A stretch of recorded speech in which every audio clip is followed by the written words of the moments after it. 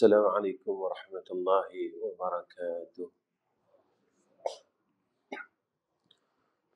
الحمد لله رب العالمين، والصلاة والسلام على أشرف الأنبياء والمرسلين وعلى آله وصحبه أجمعين. رب اشرح لنا صدورنا ويسر أمورنا واحلل عقدة من لساننا يفقهوا قولنا، أما بعد. اللهم لك الحمد وإليك المشتكى وأنت المستعان ولا حول ولا قوة إلا بالله العلي العظيم. وقال الله سبحانه وتعالى: بسم الله الرحمن الرحيم.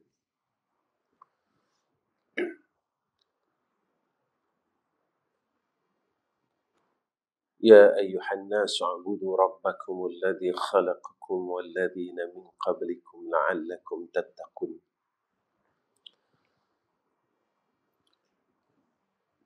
Yang saya kasihi sekalian, barisan pegawai takbir Masjid Darul Husni wal Rahmah dan sekalian ahli qaryah, pertama sekali kita panjatkan puji dan syukur kehadrat Allah Subhanahu wa Ta'ala dengan ketentuan yang baik daripada Allah Subhanahu wa Ta'ala. Pada pagi ini Allah Subhanahu wa Ta'ala menerima kita sebagai duyuf, sebagai tetamu di dalam rumah, kerana belum tentu orang yang ada kudrah, ada kekuatan, boleh sujud kepada Allah Subhanahu wa Ta'ala. Belum tentu orang yang ada ilmu boleh melakukan ketaatan dan meninggalkan kejahatan. Belum tentu orang yang cukup sifat anggotanya yang 7, kakinya yang tidak cacat, boleh berjalan menuju ke rumah Allah, melainkan jika telah ada dalam takdir Allah. Sebab itu Allah Subhanahu wa Ta'ala mendidik kita dalam surat Al-Fatihah, dua ayat yang cukup penting sebenarnya. Iyyaka na'budu wa iyyaka nasta'in. Akan Engkau kami meletakkan ubudiyah dalam arti kata yang mudah untuk kita faham. Manusia ini mempunyai satu azam yang kuat untuk melakukan pengabdian kepada Allah, ketaatan, nak buat baik. Azam ini semua orang ada. Tetapi kekuatan dan kemampuan itu hamba ini tidak ada. Sebab itu Allah didik kita, sekuat mana dan segagah mana, setahu mana pun kita, tidak akan mampu untuk kita sujud kepada Allah Subhanahu wa Ta'ala. Lalu Allah didik kita, wa iyyaka nasta'in. Ya Allah, akan Engkau kami mohon pertolongan. Dan inilah hakikatnya yang kita lupa, di mana perkataan zikir hauqalah, la haula wala quwwata illa billahil aliyil azim. Kita membaca hauqalah tetapi tidak menjadi satu akidah. Kita berzikir, zikir dan terus zikir, kerana kita berzikir itu kerana kita mohonkan pahala. Tuan-tuan yang dirahmati oleh Allah Subhanahu wa Ta'ala, pahala ini boleh hilang, tuan-tuan. Dengan beramal 40 tahun, dengan sekali kita mengumpat, maka habis amalan 40 tahun. Ini seperti mana yang dijanjikan oleh Sayyidina Rasulina Muhammad sallallahu alaihi wasallam. Tetapi apabila zikir itu menjadi akidah, lalu kita akan mendapat i'anah, pertolongan daripada Allah Subhanahu wa taala. Lalu kita ini mudah-mudahan ditempatkan oleh Allah di dalam golongan al-mahfuz, iaitu orang yang dipelihara oleh Allah Subhanahu wa taala. Pelihara ini iaitu dipelihara daripada meninggalkan kebaikan dan dipelihara daripada melakukan kejahatan. Sebab kita tidak ada daya dan upaya. La haula wa la quwwata illa billahil aliyil azim. Tak ada daya dan upaya untuk buat baik dan meninggalkan jahat. Kalau kita kata yang kita ada ilmu boleh buat jahat, kenapa sampai sekarang kita tak mampu meninggalkan, menceritakan aib orang lain dan mendengar aib orang lain? Kalau kita kata kita tahu, dan tahu itu memberi bekas yang besar. Semua orang tahu, tuan-tuan, bahawa mendengar dan mencerita aib orang lain dosa besar yang Allah nyatakan dalam Al-Quran. Dan Nabi larang. Nabi larang perkara ini. Dan Nabi nyatakan sekian akibahnya. Orang yang membuka aib orang lain dan mendengar aib orang lain, lalu seluruh amal salehnya diberikan kepada orang yang kita buka aib itu. Dan semua orang tahu kenapa kita tak boleh meninggalkan sehingga umur kita hampir 70 tahun. Umur kita hampir 80 tahun. Tuan-tuan, cuba kita bayangkan jika kita tahu sekarang saat umur kita 70 tahun, dan jika kita tahu Allah akan matikan kita pada saat umur kita 73 tahun, mau atau tidak kita ingin melakukan kesilapan tersebut. Setelah umur kita 70 tahun beramal soleh tanpa buat silap, dan kita tahu yang Allah akan matikan kita pada umur 73 tahun, langsung kita membuka aib orang lain dan menceritakan aib orang lain. Saat itu seluruh amalan 70 tahun kita ini diberikan kepada orang yang kita aniaya dan kita zalim. Lalu kita cuma ada baki 3 tahun untuk berbuat baik. Maka dengan 3 tahun itu, mampukah untuk kita masuk syurga Allah dan mampukah untuk kita keluar daripada neraka Allah? Inilah, tuan-tuan, yang harus kita fikirkan. Kita tidak mahu ilmu yang ada pada kita tetapi diiktiraf oleh Allah seperti himar. Mathalul ladzina hummilut tawrata thumma lam yahmiluha kamathalil himar yahmilu asfara. Seekor himar ini seekor kaldai. Dia bawa kitab yang banyak di atasnya, tetapi dia sendiri tidak tahu apakah itu isi kitab. Sebab itu apabila kita lihat, dan kita lihat pada ayat Isra' dan Ma'raj, dimulakan dengan kalimat at-tasbih, subhana.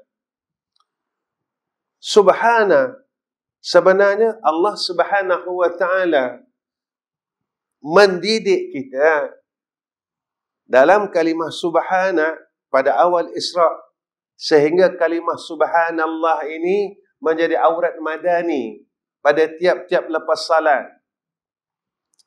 Selepas salat kita akan baca subhanallah, subhanallah, subhanallah, subhanallah 33 kali. Bila kita lihat, tuan-tuan, perkara aurat madani yang kita buat setiap waktu ini, subhanallahi walhamdulillah, Allahu akbar, subhanallah, alhamdulillah, Allahu akbar. Tuan-tuan, pagi ni mungkin tak cukup untuk saya menceritakan berkenaan subhanallah ini. Kalau kita lihat subhanallah, satu kalimat yang biasa kita dengar. Lalu bermacam-macam fadail ataupun kelebihan-kelebihan membaca tasbih yang disebutkan dan dijanjikan kepada kita, yang dijanjikan oleh Sayyidina Rasulina Muhammad sallallahu alaihi wasallam kepada kita. Tetapi apakah tasbih itu menjadi tasbih dan menjadi akidah seperti mana yang dikehendaki oleh Allah? Kalau kita lihat makna subhana, maha suci Allah. Lalu subhanallah itu bukan sekadar subhanallah, ia menjadi akidah. Maha suci Allah daripada segala sifat yang tidak layak pada Allah. Maha suci Allah daripada segala sifat kekurangan. Jika mana kita boleh menjadi akidah yang Allah Subhanahu wa ta'ala tidak layak memiliki, mempunyai sifat kekurangan, ketika itu kita akan menemui titik akidah, iaitu Allah Subhanahu wa ta'ala memiliki sifat, segala sifat kamalan.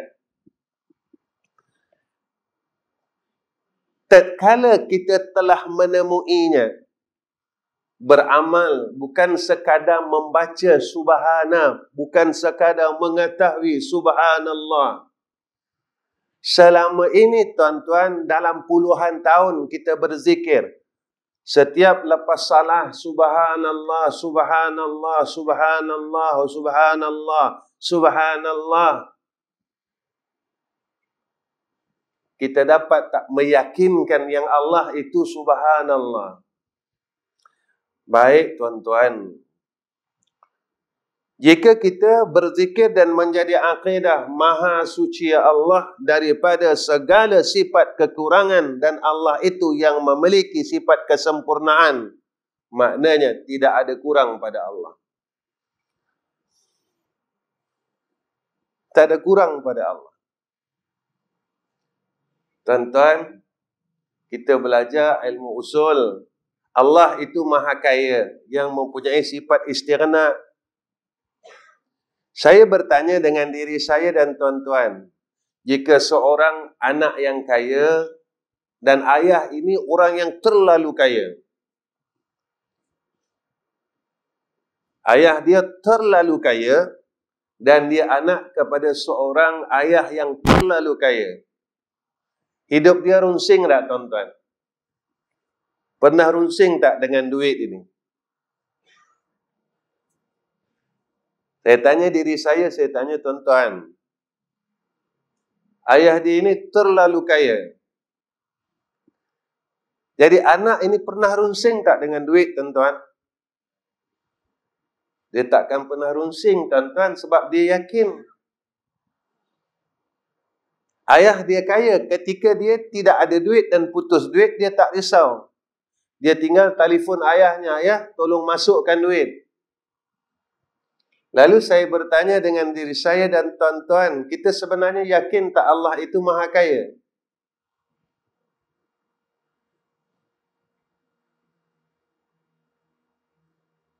Jadi sebenarnya kita tahu apapun kita yakin.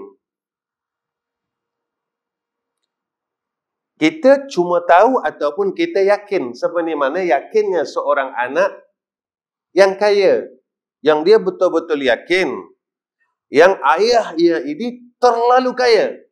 Sehingga tidak ada runsing, tidak ada kerisauan, tidak ada kegelisahan dalam hatinya yang ayah ni miskin.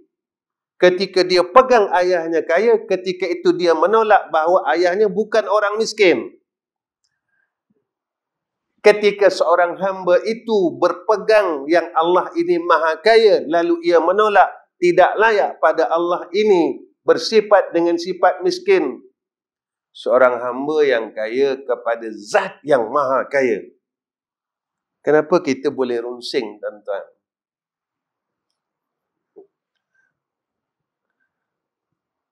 Berapa ratus kali, ribu kali kita runsing dengan perkara yang tak perlu runsing. Kita tahu atau kita yakin. Lalu diberitahu kepada kita oleh Nabi Muhammad sallallahu alaihi wasallam, ma huwal iman? Al-iman iqraru bil lisan wa tasdiqu bil qalbi wa amalu bil arkani. Iman itu mengucap dua kalimah syahadah, iqrar, ataupun kita Cuma ikrar tetapi kita tidak tasdik. Kita tidak meyakinkan, membenarkan. Ketika tidak benar-benar subhanallah, pada waktu itu kita tidak boleh mendapatkan akan keyakinan alhamdulillah. Yang Nabi ajar kepada kita 3 kalimat itu dalam lepas salat. Subhanallah, alhamdulillah, Allahu Akbar. Mana mungkin orang yang belum menolak benar-benar, meyakinkan benar-benar Maha Suci Allah daripada segala sifat kekurangan, dia boleh melihat segala sifat kesempurnaan, kamalan. Ketika seseorang itu telah melihat segala kesempurnaan Allah, barulah dia boleh menyatakan alhamdulillah. Mana mungkin tuan-tuan kalau kita tak melihat kecantikan sesuatu, kesempurnaan sesuatu, boleh terkeluar lafaz alhamdulillah. Segala puji ni semuanya milik Allah. Sebab itu Allah didik kita dalam Al-Quran. Alladzina yadhkuruna Allaha qiyaman wa qu'udan wa ala junubihim wa yatafakkaruna fi khalqis samawati wal ardh. Siapa dia? Orang yang ulul albab, ahli ilmu yang pada sisi Allah, bukan ahli ilmu yang pada sisi manusia. Pada sisi manusia, tuan-tuan, jangan kata orang Islam yang hafal Quran, orang Yahudi pun ada yang hafal Quran, tuan-tuan. Pengalaman saya, tuan-tuan, dulu berapa belas tahun yang dulu, seorang Kristian, dia pernah bertanya dengan saya berkenaan Islam. Saya terkejut ketika dia telah membaca terjemahan hadis Sahih Bukhari, Sahih Muslim, kitab Riyadhus Salihin. Dia bagi tahu saya, dia kata, saya dah baca semuanya. Antara tafsir yang dia baca adalah Jalalain. Tafsir Jalalain. Tuan-tuan, kita yang Islam ni belum habis baca lagi. Bukan belajar, baca pun belum.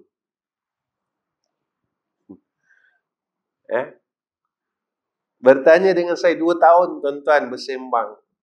Tapi bukan secara nyata macam saya dengan tuan-tuan.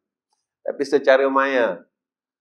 2 tahun dan akhirnya dia bagi tahu saya, dia kata, Ustaz, alhamdulillah, saya telah masuk kepada Islam dan suami saya seorang Muslim. Dia dapat seorang pensyarah. Suami dia seorang Islam dan seorang pensyarah universiti. Alhamdulillah. Kita tak tahu apa yang terjadi. Dan kita yang Islam ini, kita tidak tahu akhir kita. Ketika kita benar-benar yakin dengan Allah, ada awsafnya, sifat-sifatnya seseorang yang sidik ini, orang yang benar dengan Allah Subhanahu wa ta'ala. Tuan-tuan, jangan kita berpegang, aku sekarang Islam dan sampai mati aku Islam. Dan orang kafir sampai mati dia kafir. Ada orang Islam yang matinya kafir. Jika tidak ada doa dalam Al-Quran. Rabbana la tuzigh qulubana ba'da idh hadaitana wa hab lana min ladunka rahmah innaka antal wahhab. Kita mau, tetapi Allah tidak mau. Siapa yang tahu kehidupannya masa yang akan datang? Tak ada siapa tahu, tuan-tuan.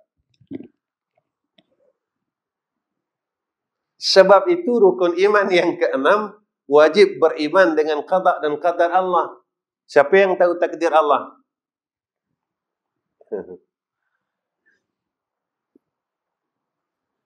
Tak ada siapa tahu takdir Allah. Tapi wajib menerima takdir Allah. Wajib menerima takdir Allah. Kadang-kala, tuan-tuan, kita sendiri menolak akan takdir Allah. Bila takdir itu baik, dari Allah.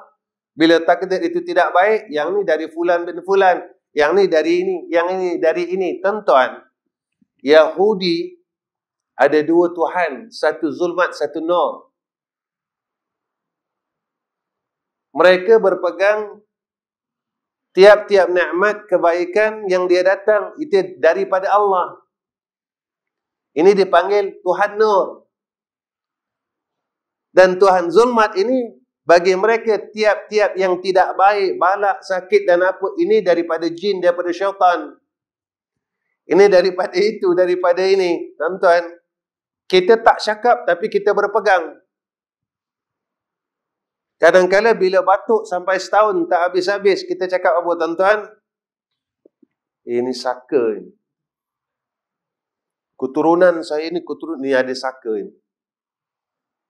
Tuan-tuan, kita tak cakap kita Yahudi, tapi kita buat sama macam Yahudi. Yahudi, nikmat, semua yang dia dapat baik-baik, semua dari Allah.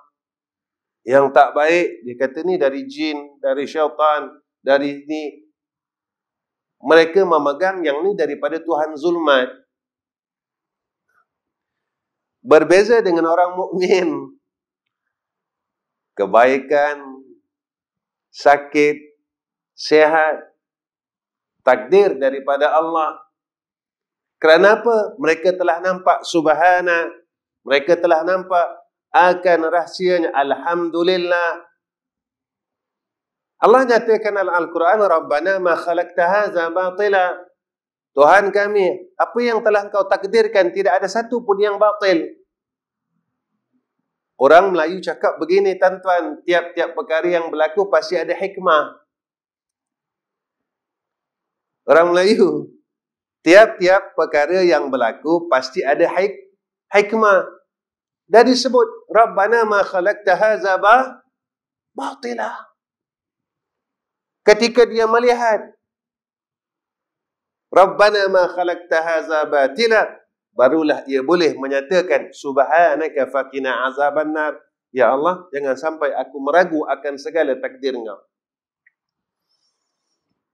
Sebab tidak ada yang tidak baik daripada Allah. Diberi sihat baik, diberi sakit baik. Sehingga Nabi menjanjikan kepada kita, orang yang sakit itu setiap hari diampunkan dosanya 100 dan diberikan rahmat ke atasnya 100 kali. Alhamdulillah tuan-tuan. Ini hebatnya Allah. Inilah hebatnya Allah. Sehingga tidak ada sifat kurang langsung pada Allah Subhanahu wa ta'ala. Kita tahu tetapi kita tidak meyakinkan. Kita menyebut-nyebutnya tetapi kita sendiri tidak mempercayainya. Inilah yang kita takuti jika ia berlaku ke atas kita tuan-tuan. Kalau kita pergi berjalan, di dalam poket kita ada RM1,000. Yakin tak kita tuan-tuan? Nak masuk pasar raya, nak beli itu, nak beli ini.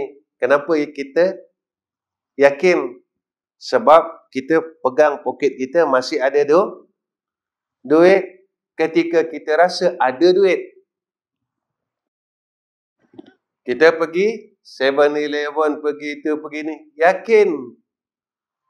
Sebab kita rasa ada duit. Bila masa kita boleh rasa ada Allah? Dalam semayang, bila tuan-tuan? Dalam baca Al-Quran, bila kita rasa ada Allah? Kita tahu Allah ada.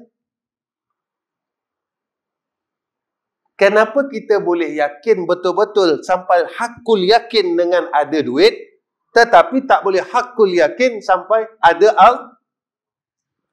Jadi siapa kita tuan-tuan? Ketika adanya duit di tangan kita, kita hakul yakin.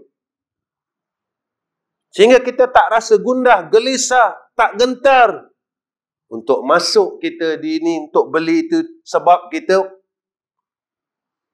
Yakin tak tuan-tuan? Yakin. Bila masa kita rasa adanya Allah dan kita tahu wajib Allah bersifat wujud. Dalam solat, bila masa kita rasa tuan-tuan, walhal doa iftitah diajar kepada kita, wajjahtu wajhiya lilladzi fatara samawati wal ard ila al-akhir. Yang disebut tawajjahtu min haitsu syi'ta. Di mana pun kita berada, kita akan menemui akan kebesaran Allah. Ini yang Allah ajar. Alladzina yadhkuruna Allah qiyaman wa qu'uda. Mereka sentiasa ingat Allah. Qiyaman, qu'uda. Berdiri ingat Allah, duduk ingat Allah. Lalu kita tanya tuan-tuan, kita ingat apa? Ketika kepala kita, akal kita ini telah dipenuhi dengan selain Allah, mana mungkin kita boleh qiyaman wa qu'udan wa ala junubihim ingat Allah? Tak mungkin tuan-tuan. Sebab itu perkara yang paling kita takut saat kita bertemu dengan Allah, kita akan lupa Allah. Saat kita bertemu dengan Allah, kita akan lupa Allah. Sebab dalam kepala kita, dalam akal kita, dalam qalbun kita dipenuhi dengan selain daripada Allah. Betul kalau kita tanya diri kita, tuan-tuan, dalam masa 24 jam semalam, hari ini kita belum tahu sebab kita baru guna masa beberapa jam. Semalam berapa banyak asma Allah yang kita sebut dan berapa banyak perkataan manusia yang kita sebut. Kita tanya balik, semalam berapa kali, berapa banyak, berapa lama aku ingat Allah. Bangun dari tidur, aku ingat siapa dulu. Sehingga Nabi menyatakan kepada kita, jika mana berpagi-pagi bangun saja daripada tidur, kita telah mula diresahkan dengan rezeki, dengan dunia. Nabi kata,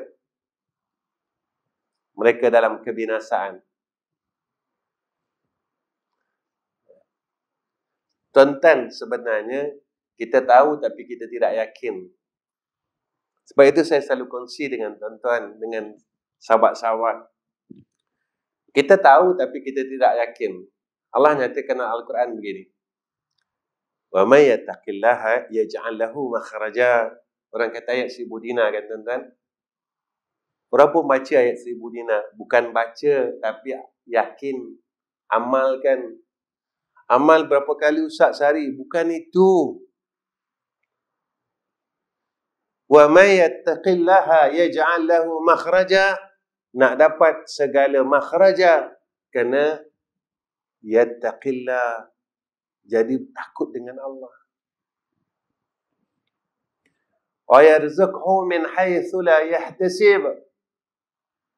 Maka rezeki itu Allah hantar, Allah kurniakan daripada keadaan hal yang dia sendiri pun tidak boleh fikir. Kita cakap yang tak disangka-sangka, makna yang tak boleh, tak sampai pada akal.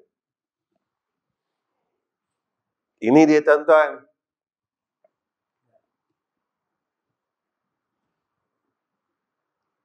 Saya selalu kongsi tuan-tuan.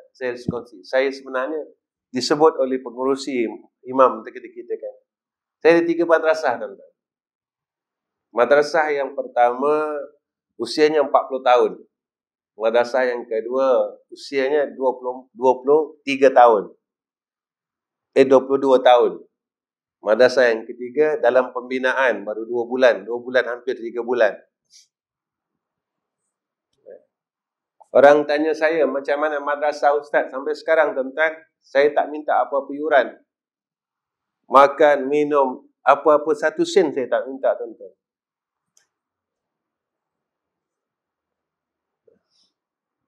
Alhamdulillah. Tak pernah tak makan lagi, alhamdulillah. Alhamdulillah. Tak pernah lagi tak makan, tuan-tuan. Alhamdulillah. Tapi tak pernah tak bayar.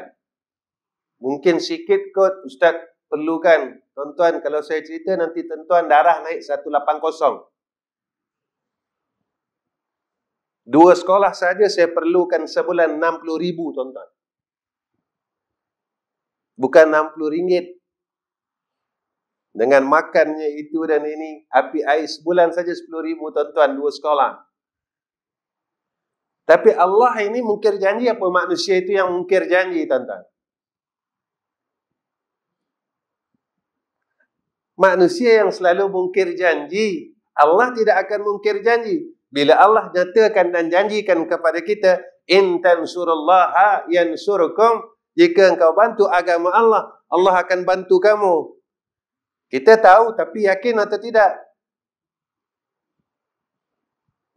Tuan-tuan, kalau dengan Quran, satu huruf tak percaya, agak-agak batal iman atau masih beriman? Satu huruf, jangan satu ayat.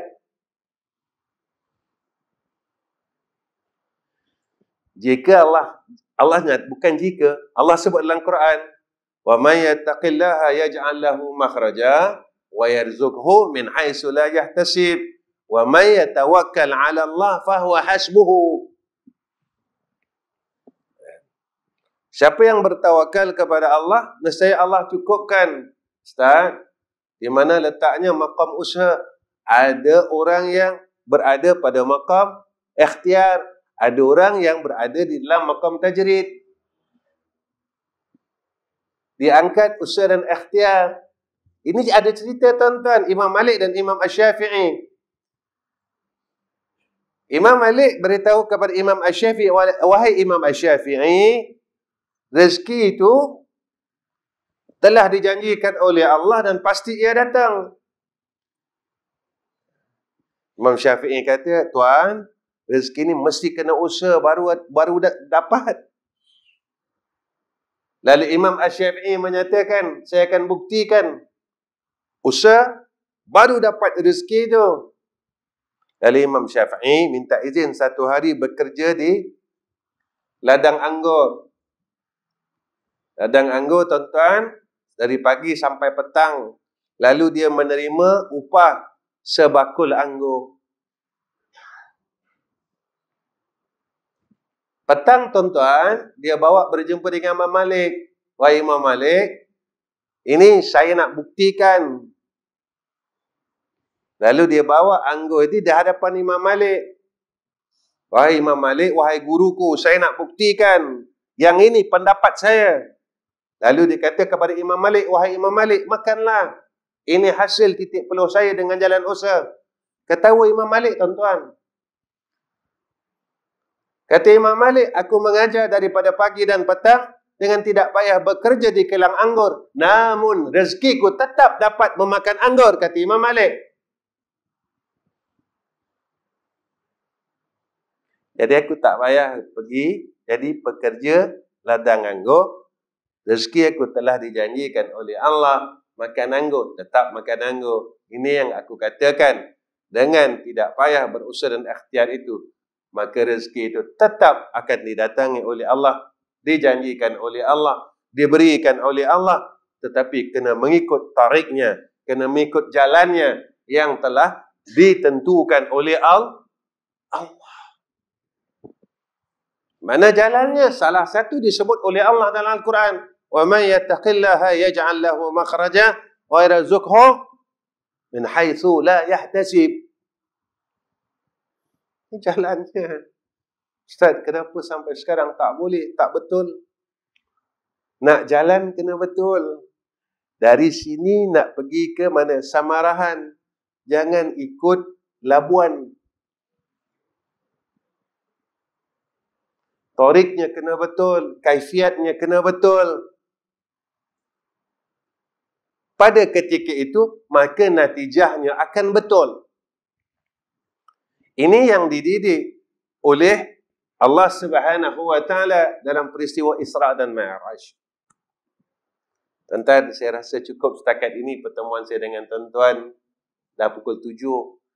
Ya. saya sebenarnya kuliah subuh memang tak lama tuan-tuan. Itu sebelum seawalnya saya nak datang, saya bertanya dengan sahabat, biasa adat orang sini macam mana? Sebab saya kena mengenal huruf dulu. Saya tak boleh ikut cara saya tuan-tuan. Tak boleh ikut cara saya. Saya kena ikut adat setempat. Begitu tuan-tuan, Masya Allah. Ini yang Nabi ajar pada kita. Nabi orang Mekah, ketika Nabi sampai Madinah, bagaimana caranya Rasulullah SAW. Kita tak boleh ikut cakap apa. Kita datang tempat orang, kita buat macam tempat kita, tak boleh tuan-tuan. Macam tu. Kita kena mengikut huruf. Masuk rumah Syafi'i, kena ikut Imam Syafi'i. Jangan ikut Imam Maliki. kita sekarang tak ada tuan-tuan. Kita pergi rumah Syafi'i, lalu kita ini mazhab Maliki, lalu kita nak ubah jadi Maliki. Padahal hurufnya situ Syafi'i. Jadi kita tetamu tapi nak jadi tuan rumah, salah. Ini takdibnya dan ini adabnya duyuf. Dan ada adabnya tuan rumah, ada adabnya tetamu. Beginilah keadaan Islam itu terlalu cantik tuan-tuan. Sebenarnya jika mana kita mengikut akan Islam itu cantik. Sebab sempurna dah tuan-tuan. Islam ini telah disempurnakan oleh Allah. Maka orang Islam ini bila dia mengikut betul-betul salurannya, Allahu Rabbi. Ini yang dikatakan Subhanallah, Maha Suci Allah. Tak ada kurang. Bukan zatnya saja, bukan sifatnya saja, bukan afalnya saja. Skop lebih besar.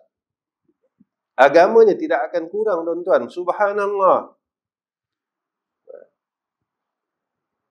Bila kita pegang sedemikian, ini yang dinyatakan oleh Allah, al-yawma akmaltu lakum dinakum wa atmamtu alaikum.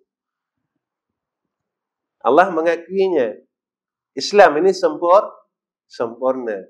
Baik tuan-tuan. Baik itu mudah-mudahan apa yang disebut oleh Nabi kita Muhammad sallallahu alaihi wasallam.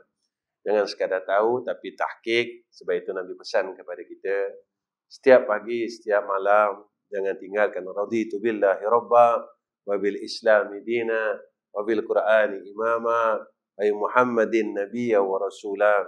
Ada yang mengatakan raditu billahi rabba wa bil qur'ani imama wa bi Muhammadin nabiyya wa rasula. Sebenarnya tuan-tuan, cantik susunan zikir ini. Cantik, cukup cantik. Bila kita nampak, kita pandang, kita tengok satu-satu kenapa disusun sedemikian, disebut oleh Sayyidina Rasulullah Muhammad sallallahu alaihi wasallam sedemikian. Raditu billahi rabba wa bil islami dina wa Muhammadin nabiyya wa rasula. Kalau dilihat Allah cantik tuan-tuan. Cukup cantik. Jadi saya bukan orang pandai, saya bukan orang alim, jadi saya mohon ampun, mohon maaf pada orang setempat. Jika ada kesilapan, maka berilah peneguran. Mudah-mudahan kita sentiasa pada jalan yang diradai oleh Allah Subhanahu wa taala. Dia tolong doakan saya tuan-tuan. Mudah-mudahan apa yang saya buat Allah istiqamahkan dan Allah ikhlaskan segala amalan saya dan niat saya kerana Allah Subhanahu wa taala.